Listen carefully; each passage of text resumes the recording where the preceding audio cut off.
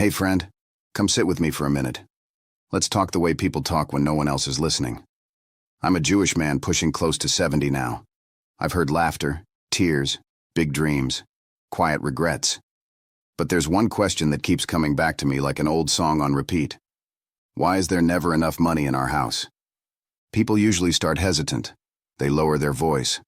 Then it all pours out. We both go to work every day. We're not wasting money on clubs or fancy vacations. We don't drink. We don't gamble. We try so hard. So why does the paycheck vanish the second it lands? It feels like we're trying to fill a bucket with a hole in the bottom. I usually stay quiet for a second, just looking at them. Then I ask the question that really matters. Do you want the honest answer, even if it stings? Or would you prefer I say, "You're wonderful. It's all the government's fault. Inflation, bad luck, and give you a comforting hug"?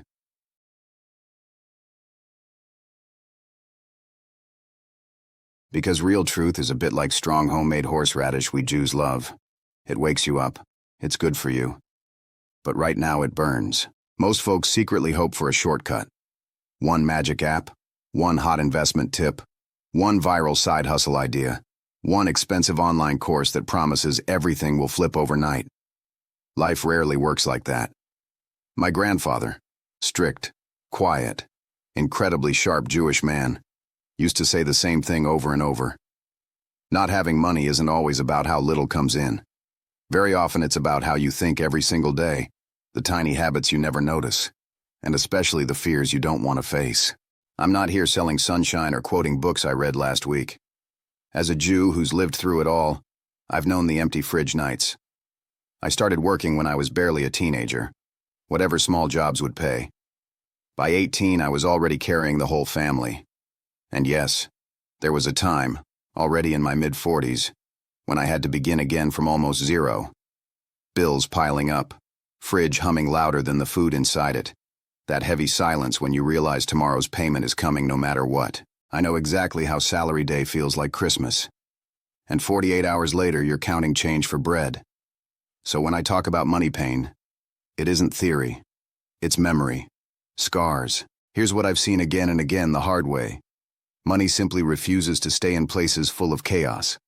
It quietly slips away from homes where people feel awkward or ashamed even mentioning it. And it disappears fastest from people who, deep down, are afraid to admit, "I actually don't know how to manage it properly." Over decades, I've noticed at least 7 personal, inside reasons why kind, hardworking, honest people stay trapped in broke months, growing debts, and constant worry about tomorrow. None of these reasons are, the economy is terrible, or politicians don't care. Sure, those things make life harder, but they aren't the main reason the hole keeps getting bigger. The main reasons live inside us. Beliefs we absorbed as children without questioning. Automatic routines we repeat on autopilot. Silent examples our parents gave us without ever saying a word. Even very bright people carry these invisible weights and never spot them. If you're willing to look in the mirror today, not to punish yourself, but to understand yourself, then stay. It might feel uncomfortable. You might see yourself, or someone you love, in these stories. That's not failure.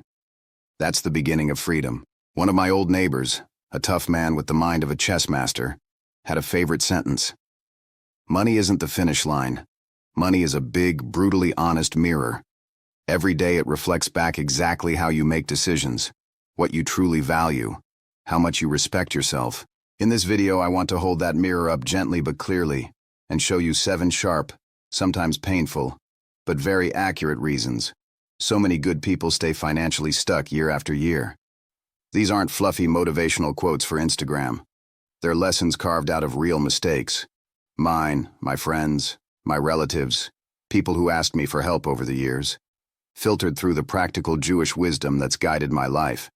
You've already watched this far. That tells me something important. You're not just scrolling. You're tired of the same loop. You want real clarity. That's already a huge step most people never take.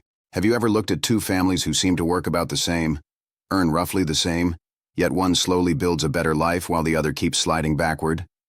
Usually the difference isn't luck, connections, or they were born rich. It's these quiet patterns most people never examine. My Jewish family passed down practical sayings and habits that help survive very hard times. One of my great uncles used to laugh and say, "Money is exactly like little children. Leave them without attention, rules, and love. They grow up wild and cause trouble." Let's walk through these reasons slowly with real stories, so you can recognize what needs to change and feel hopeful instead of judged. Let's begin with the simplest, and the one almost everyone ignores at first. If you don't know exactly where your money goes, you're showing it zero respect. I remember a friend of mine, big, strong builder, always working overtime, never lazy, never drinking. One evening he sits with me, sighs deeply. "I work like crazy. Why do I end every month with nothing?" I ask the basic questions. "How much do you spend on groceries each week? Petrol, bills, kids' clothes, that coffee you grab every morning?" He stared at me. Roughly. I don't know the exact numbers." That's where the leak starts, friend.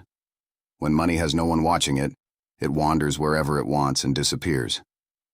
My great uncle had a line I'll never forget. "Money without guidance behaves like unsupervised kids. No boundaries, no future." What turned things around for me? A cheap notebook. Today it can be any free budgeting app, a simple spreadsheet, even notes on your phone. Write down every single expense, no matter how small, for 30 days. You'll suddenly see the sneaky drains, those tiny daily coffees, impulse snacks, forgotten subscriptions, little gifts you didn't plan. When you start seeing every coin's path, you automatically start steering it. Have you tracked honestly in the last month? If not, I beg you, try just 30 days. It feels like someone turned the lights on in a dark basement. Everything looks different. Second reason sneaks up because on the surface it looks like winning. So many people live in permanent comparison. New phone, credit, nice kitchen update, loan, vacation photos for social media, another card, savings, almost nothing. Why? The neighbor posted a mink coat. Our colleague bought a fancy car. How can we look poorer? What you don't see in those perfect posts: late-night tears over minimum payments, sky-high interest eating years of income, constant stress hidden behind smiles. One of my old neighbors used to shake his head and say, "People who live to impress others usually end up eating plain pasta when they're old, while the ones they envied quietly built real safety." Real wealth isn't the shiniest stuff. It's sleeping without a knot in your stomach. It's being able to say yes to your child's school trip without panic. It's knowing a broken boiler won't destroy the next 3 months. Ask yourself tonight, quietly, am I buying this thing because I love it, or because I'm afraid of looking less than? When I finally stopped playing that game, I suddenly had space to breathe and to build something real. The next reason might explain why money conversations at home feel so heavy. Third reason is painful because it's so common and so cultural. In my Jewish family, we never treated money like a shameful secret. From when I was small, I understood. This is what bread costs. This is the light bill. We never spend more than comes in. We talked about it openly. No whispers, no embarrassment. But in many houses, money is the topic everyone avoids. Parents change the subject. Kids grow up thinking it's rude or dirty to discuss salaries, debts, savings plans. Years later, husband quietly takes one loan, wife quietly takes another. Neither tells the other, until angry phone calls start coming for both. How can two people steer a shared life if they're afraid to even say the word money out loud? Start small. Once a week, sit together with your partner. No accusations, just facts. Look at income. Look at expenses. Later, include the children in age-appropriate ways. Let them see money as a normal responsibility, not a mystery or a fight. Have you felt that awkward silence descend when finances come up at the table? I used to feel it too. Breaking that taboo was one of the most freeing things I ever did. Imagine what could open up in your home if you tried. Fourth reason hits especially hard with younger people. A young man once came to me saying, "I want to earn more, but I can't afford any courses or books right now." I looked at him. Expensive brand sneakers, luxury watch, the newest phone model. I said gently, "You've spent serious money making the outside look impressive, but almost nothing making what's inside stronger. And money always flows toward strong minds." He sat quietly for a moment. Didn't argue. A few days later, he signed up for evening accounting classes. Within a year, he started his own small service business. People happily pay for clothes, restaurants, concerts, new gadgets. But when it's time to invest in skills, knowledge, better thinking, suddenly the budget is too tight. Change one rule. Treat your mind like it needs food too. Decide that every month 5 to 10%, even if it's a small amount, goes to learning, online courses, good books, a mentor, practice tools. Over time, that compounds faster than almost any stock. Jewish wisdom has always placed huge value on feeding the mind. It's pulled many of us out of tough spots. What skill or topic have you been curious about for years but keep pushing aside until there's money? Start feeding that curiosity. It might become the best investment you ever make. Fifth reason, lots of effort, zero real progress. I had a friend who stayed at the same factory job for 22 years. One afternoon I asked him, "What new thing have you learned in all that time?" He thought seriously, then answered with complete honesty, "Nothing much. I just got faster at the same old tasks." Meanwhile, the world didn't stand still. Machines replaced old routines. New skills appeared. Companies started paying for people who adapt and bring more value. If you stay exactly the same, even if you work harder, you slowly become replaceable. Money follows value. What can you do today that you couldn't do 6 months ago? Every half year, sit down and ask that question seriously. If the answer is nothing, it's time for urgent change. The older generation always taught, keep learning, keep improving, never stop growing. That habit pulled me through some very dark restarts. Are you feeling like your work life is on autopilot? Even small, deliberate steps forward can completely rewrite your future income. Sixth reason is quiet but deadly. Not knowing how to say no. You finally make a decent budget. It looks solid. Then the phone rings.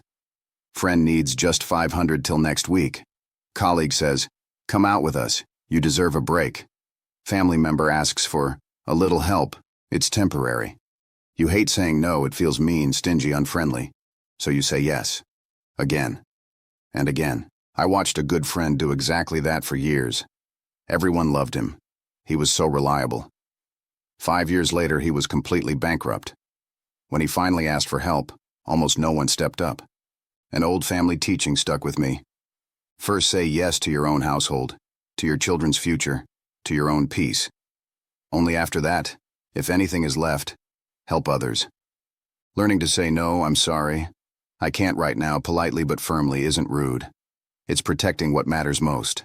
It's love, for yourself, and for the people who truly depend on you. Have you ever agreed to something when your whole body was screaming no? Mastering that one short sentence has saved my finances and my sanity more times than I can count. One final reason left. It's the one that ties everything together. Seventh, and maybe the most dangerous, living only for today, as if tomorrow will magically take care of itself. Retirement? I've got years. Emergency savings? We'll figure it out later. Investing? Too complicated, too risky. Then life happens. Someone gets sick, work slows down, the car dies, the roof starts leaking. No safety net, instant panic and debt. The practical Jewish wisdom passed down in my family was very straightforward.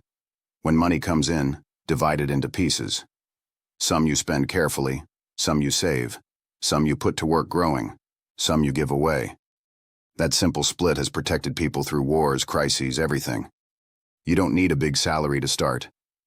Begin with whatever you can, even $10 or $20 a month. Build slowly toward 3 to 6 months of basic living expenses in an easy-to-reach, safe place. Start thinking 3 to 5 years ahead instead of just next weekend. Tomorrow isn't something to fear. It's something you can shape, one small brick at a time. There they are, 7 honest mirrors, seen through the lens of a lifetime shaped by Jewish wisdom and real experience. If one or more of them showed you something uncomfortable, that's not a judgment. That's an invitation to change. An old relative used to say, "Truth stings at first touch. A moment later it brings light, and light brings the possibility of a different life." Being broke isn't only about empty accounts.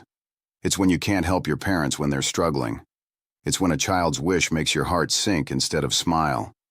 It's lying awake counting days until the next paycheck. It's postponing real living until things get better. But here is the hopeful part, my friend. This story can be rewritten. It starts inside, with new respect for yourself, for every hour you work, for every coin that passes through your fingers, for the future you want your kids to have. No more carrying guilt about yesterday. You didn't see clearly then. Now you do. That means the responsibility and the power belongs to today's version of you. Even a tiny 1% shift right now is a real victory, because financial struggle is also a feeling. Fear, waiting, shrinking from life. The moment you start moving, even slowly, you're already living differently. In the coming videos, I'll share more. How Jewish families often teach money skills to 5-year-olds so naturally that kids grow up feeling confident instead of confused. How to build a real safety net even when income feels tight. Why true wealth almost always begins in your thinking long before it appears in your bank statement. Small daily habits that grow into big freedom over the years. If anything here touched you, moved you, or made you think, I want to try that, please hit the like button. It helps this message reach other people who are quietly struggling too. Subscribe and turn on notifications so the next part finds you. We get busy, life distracts, and it's easy to forget. And drop a comment. Which of the 7 reasons spoke to you loudest? Which one are you ready to tackle first? I read every comment and answer when I can, because this isn't just videos. This is real life, and I care deeply about anyone trying to make theirs better. Take good care of yourself. Start tracking those euros, even just for fun at first. Let money become a helpful guest in your home, not the boss. I'll see you in the next one. Talk soon.